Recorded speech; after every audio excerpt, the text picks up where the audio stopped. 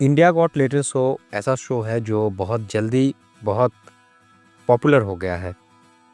और जब भी पॉपुलैरिटी आती है तो कुछ नेगेटिव लोग आते ही हैं और पॉजिटिव लोग भी आते ही हैं। इंडिया गॉट टैलेंट शो में हाल ही के दिनों में रणबीर अलाहाबादिया द्वारा अभद्र टिप्पणी की गई चीज़ों को लेकर, पेरेंट्स को लेकर, तो उससे काफ़ी लोग नाराज़ हैं। लेकिन इस बारे में बोलकर कि इनका शो बैन कर देना चाहिए, इनको जेल में डाल देना चाहिए, इन पे कार्रवाई होना चाहिए, इनको फांसी दे देना चाहिए, ये वगैरह वगैरह बहुत सारी चीज़ें बहुत जन अपने ओपिनियन दिए हैं। तो ये कुछ इस तरह का है कि मानो किसी ने किसी का 5 रुपया चोरी किया, इस वजह से उनको फांसी दे दी गई, ये वगैरह वगैरह। देखो उनका जो शो था ना, उन पे काफ़ी ज़्यादा व्यूज़ आ रहे थे, 30 मिलियन, 34 मिलियन, 25 मिलियन, इस तरह का। ये एक क्रेज रहता था लोगों में, व्यूअर्स में, और इनका एक ज्वाइनिंग बटन था जिसमें इंसान पैसे देकर उनका शो देखते थे। जो इनका शो था ये डार्क ह्यूमर करते थे, डार्क कॉमेडी इन पे आता था। तो बहुत जन बोलते थे कि सोसाइटी के लिए डार्क चीज़ें सही नहीं है, ये नहीं है, वो नहीं है, ये वो है। ये उनका पॉइंट ऑफ व्यू है, जो कर रहे हैं ये उनका है, और जो देख रहे हैं इनका अपना पॉइंट ऑफ व्यू हो सकता है। लेकिन इनको लेकर कि इनको ये कर देना चाहिए, इनका पुतला कहीं जलाया जा रहा है, क्या है ना कि ये बहुत ज़्यादा एक्सट्रीम चीज़ पे हो गया। ये उन तरह का चीज़ों भी नहीं किया है जिनके वजह से इनको इतना ज़्यादा हेट मिले।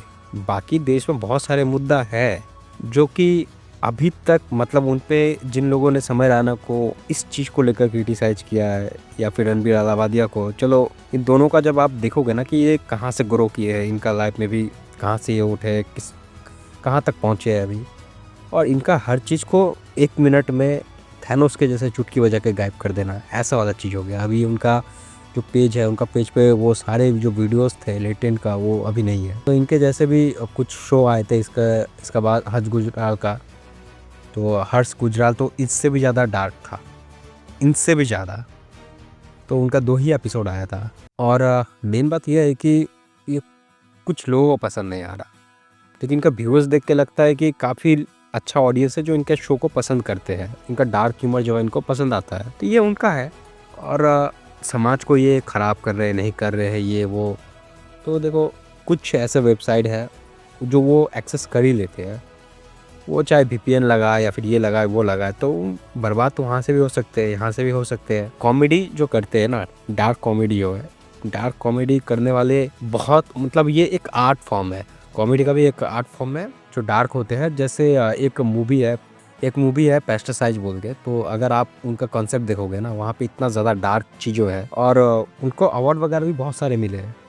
तो ये भी एक कंसेप्ट है, ये आर्ट फॉर्म है जो इस तरह का थिंकिंग लेके आते हैं। देखो सोसाइटी में ना कुछ लोग ऐसे हैं जो हमेशा एक चीज़ को, एक छोटा सा चीज़ को इतना बड़ा चढ़ा कर दिखाएंगे ना कि उनको मतलब तबाही कर दो। उनके अंदर वो चीज़ है ही नहीं कि एक माफ़ी वाला चीज़ होता है कि माफ़ कर देता हूँ, ये वगैरह, ये सब चीज़ें है ही नहीं उनके अंदर। उनको लगता है कि इनको अगर अभी माफ़ कर दिया जाए, कल को जाके ये बहुत बड़ा नुकसान कर देंगे, इतना नुकसान यानी ये एटॉमिक बम से धमाका वमाका कर देंगे। इस तरह की चीज़ें वो सोचते हैं, उनका माइंड से इस तरह से रहता है, क्या ना क्या उनका ये बिगाड़ देगा। अरे सिंपल सा भाई है, उनको देखना है वो देखेगा, नहीं देखना है नहीं देखेगा। इसके बाद भी तो कई सारे ऐसे बी ग्रेड फिल्म के आते हैं, जो एक ओल्ड बालाजी हो गया, उसके बाद उल्लू टीवी, ये सब वो सब जो आते हैं, तो इन पर तो मतलब इनसे भी ज़्यादा खतरनाक वाला वो दिखाया जाता है। इनको एक्सेस तो बहुत जल्दी कर लेते हैं लोग, और कभी कभी तो फेसबुक में आ जाता है इस तरह की चीज़ें का, जिसमें गालियाँ भी दी जाती है, वायलेंस भी दिखाया जाता है। तो ये सब भी माइंड पर असर पड़ता है। लेकिन वो बंदा एक नेगेटिव चीज़ को नहीं, वो बंदा एक पॉजिटिव चीज़ को सामने ला रहा है, पॉजिटिव यानी सेंस की कॉमेडी के फॉर्म में। वो देखिए एक जो शो होता है, जो वेब सीरीज़ वगैरह हुआ, उनका एक ये रहता है कि भोकाल टाइप का, यानी एक रंगदारी होता है उसमें, वो उसमें बहुत सारी चीज़ दिखाए जाते हैं, जिससे वो कुछ लोग करते भी है उस तरह का डायलॉग वगैरह। रील्स वगैरह देखोगे तो आप मुन्ना भैया का जो कैरेक्टर मिर्ज़ापुर का हो, उनका भी आप देख पाओगे चीज़ों को लेकर। चाहे गुड्डू भैया है, वो पंकज त्रिपाठी का कैरेक्टर हुआ, कालीन भैया का, तो इन सब चीज़ों को देख के आदमी को लगता है कि हाँ पावर तो अच्छा चीज़ है, ये है वायलेंस होने से इनसे इन्फ्लुएंस हो सकते हैं। लेकिन इनका क्या हुआ, इनको कितनों जन ने आज तक मतलब क्रिटिसाइज किया, उनको ये बोला वो बोला, तो नहीं, वो जस्ट एक मूवी है, तो ये भी एक बस जस्ट शो है। और यहाँ पे कॉमेडी की बात किया जा रहा है, कॉमेडी सब अपना कर सकता है। ऐसा थोड़ी ना है कि जो उनका शो देख कर आए वो उस तरह का बिगड़ गया है। अरे बच्चों को एक्सेस देना ही क्यों? बच्चों को फ़ोन देना पेरेंट्स का काम है। फिर ये तो डिबेटेबल विषय है ना, बच्चों को फ़ोन देना चाहिए, ये नहीं देना चाहिए।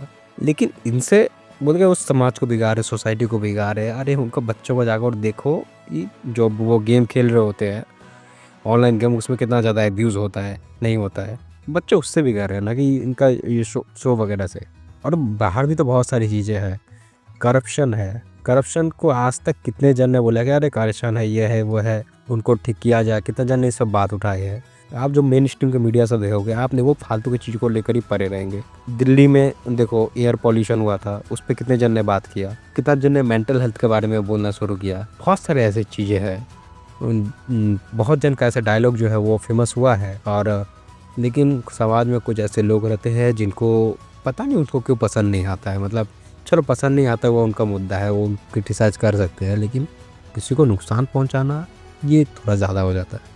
सोशल मीडिया जो है ना, जो इन्फ्लुएंसर है, तो सिंपल सा बात है भाई, तुम अपना दिमाग को कहीं कोने में डाल के आए हो क्या कि वो सामने वाले जो दिखा रहे हैं, जो बक रहे हैं, उनसे तुम इन्फ्लुएंसर हो जाओगे?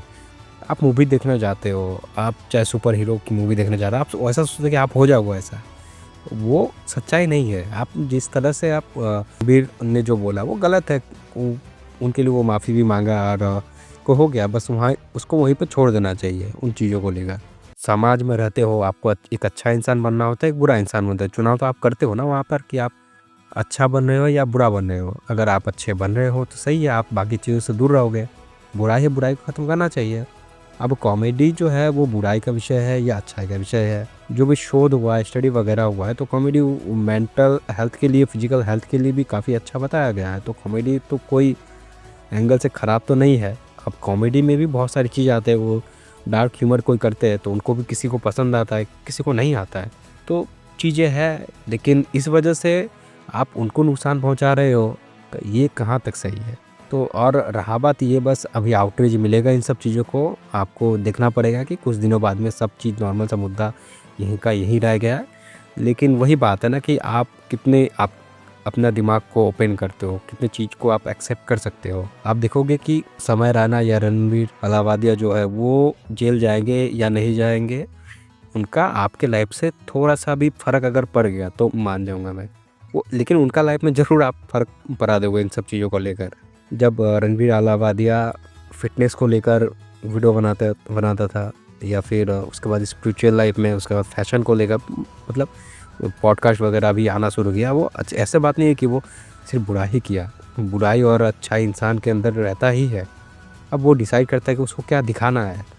तो रणवीर वो चीज़ दिखाया अपना, वो कहीं से कॉपी करके वो शो का कुछ क्लिप सोचा यहाँ भी आएगा तो इसको भी मैं फेमस कर सकता हूँ। लेकिन यहाँ का वो लोगों का माइंडसेट को नहीं समझ पाया कि क्या बोलना चाहिए क्या नहीं।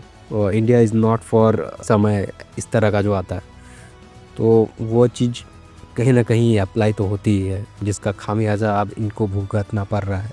ठीक है, बाकी ठीक है, लेकिन ये चीज़ें मुझे, ये मेरा ओपिनियन है, मेरा पॉइंट ऑफ व्यू है कि क्रिटिसाइज किया गया उनको, ठीक है। लेकिन कोई बोल रहा है कि इनको मार देना चाहिए, कोई करता है जेल में डाल दो, ये वो, देखो ऐसा तो कुछ होने वाला है नहीं मुझे जहाँ तक लगता है। लेकिन अब उनके पास में जब वो कोर्ट जाएंगे वगैरह वगैरह जो होगा, तो फिर जज के हाथ में।